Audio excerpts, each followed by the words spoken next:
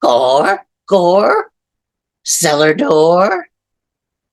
The machine's voice, like a nail scratching tin, bit through the thick air of the metalworks laboratory. Edgar glared at his friend Dabbs and the foreign engineer who saddled him with the infernal device. I asked for assistance. I asked for a means by which I may relieve melancholia that has plagued me these past cold months. Ignore lore. The rasp of the clockwork figure, corvid-shaped with an oiled bronzed head, burnished brass torso, and shimmering plumage of rose gold, grated on Edgar's ears like a rusted weather vane. The bird blinked its glass eyes innocently. Edgar would have sworn it mocked him with a wink. He leaned his fists on the work table to stress his displeasure. I asked you to assist me in applying Golding Bird's theories of electricity therapy for melancholia, he said. Dabbs, you were my boon companion at school. I thought you, above all others, could understand my plea. Instead of Golding Bird, he waved derisively toward the automaton, you made a golden bird, a raven of all things, and it won't cease its prattling. Dabbs, a heavy-set, genial fellow, peered over the rims of his spectacles. But I know how much you love Dickens, old boy. I remember your remarking on his talking crow grip. I thought it would bring a smile to your countenance. Deplore, the bird croaked. With a frustrated roar, Edgar swept his arm across the table to upend the raven, along with an array of retorts, beakers, condensers, and flasks, spilling their contents to the floor.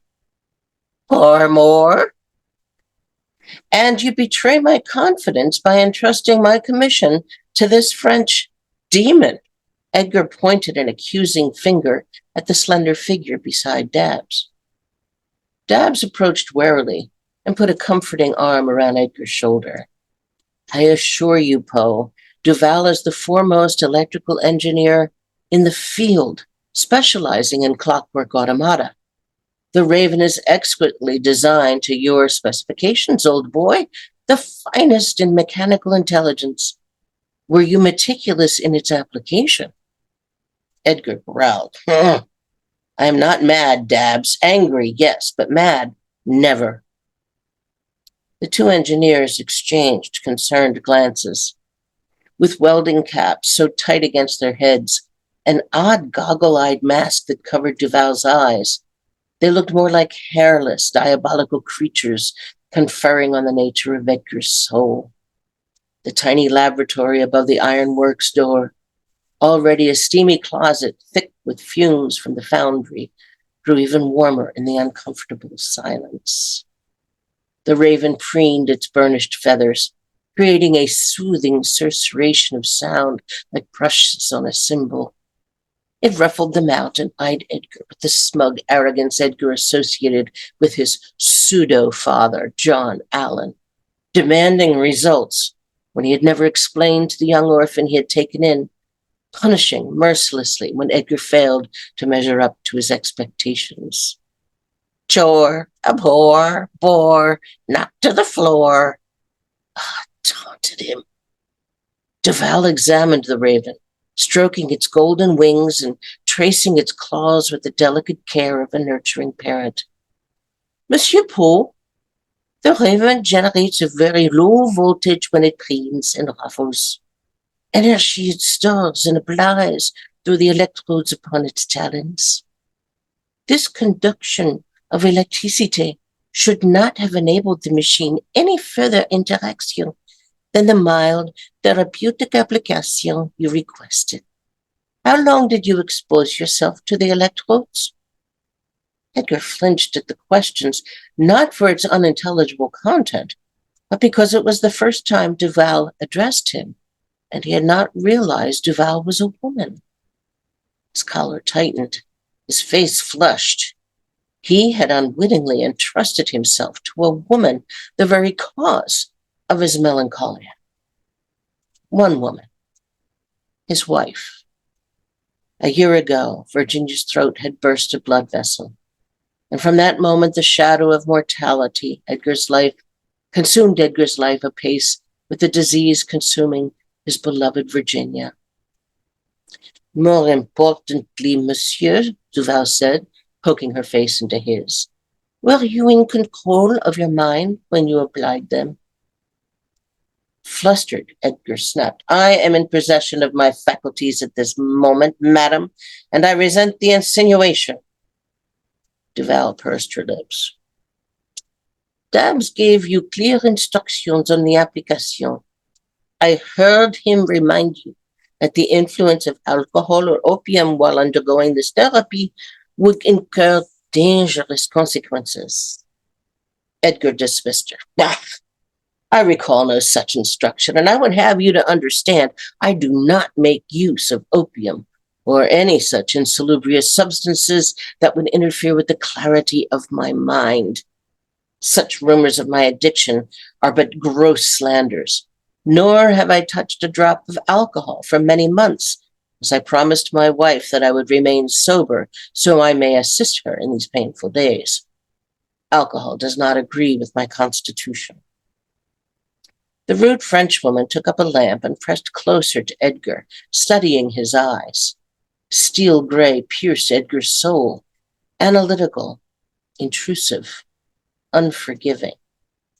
Satisfied, she said, his pupils are responsive, not dilated. We will proceed. Outrage at the flagrant temerity of the engineering travesty pounded in his temples, deafening him. He pictured Duval strapped into the experimental chair with the electrical and galvanizing apparatus so forcefully applied as to eject her teeth from her skull. He trembled, constraining his fury. Dabbs patted his shoulder. Easy, old boy. What do you say we recommence from the start? He gathered up the raven and stroked its head, eliciting a sweet hum as its rose-gold plumage excitated electrical forces. Dabbs indicated the chair, wired to both voltaic piles and Danielle cells. Take a seat again, Edgar. Breathe normally. Edgar complied, even as he said in confusion, recommence? Again? We've done this before? Before, Core, even more, said the raven. Dabbs strapped leather cuffs about his wrist. Yes, old boy, we have. He recalls no instruction, nothing of our first session. This memory lapse concerns me, Duval said, frowning. She placed her hands on his head, almost caressing him. Petit mal, peut-être? An underlying condition may inhibit the current, or redirect it entirely. That we cannot risk damaging such a mind as Monsieur Paul's, so imaginative yet analytical, meticulous yet sensible. So the woman has a soupçon of femininity after all, Edgar mused. Such mulierity belied her grotesque aspect. Strong jaw, broad shoulders, muscular arms like a brawler's, and the monstrous, blood-red ocular mask. Then Duval drew a lace-trimmed handkerchief from her pocket and pressed it gently against his brow. Edgar shivered at her touch. Bon Dieu, Dabbs, it's so hot poor Monsieur Paul is melting. And so am I. Duval removed her welding cap, unleashing a dazzling aureole of luxuriant, honey-blonde hair, the deep, rich color of blue cognac.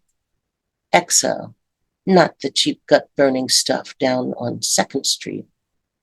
Ah, thought Edgar, perhaps not so grotesque.